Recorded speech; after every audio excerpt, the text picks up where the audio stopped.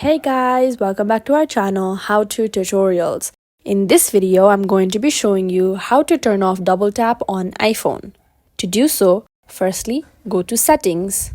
Once Settings is open, scroll down to Accessibility. Then tap on Accessibility. Then below Physical and Motor, there's Touch. Tap on Touch.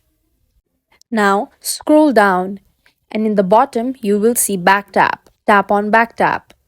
Here you can see the double tap option on the top. Tap on double tap.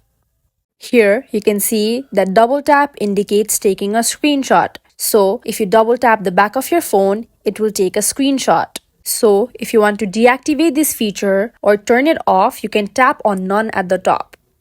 Make sure the tick mark is on None. Now when you go back, you can see that double tap indicates nothing. This is how you can turn off double tap on iPhone. If you find this video helpful, kindly like, share and subscribe, and do not forget to leave a comment down below. Thanks for watching.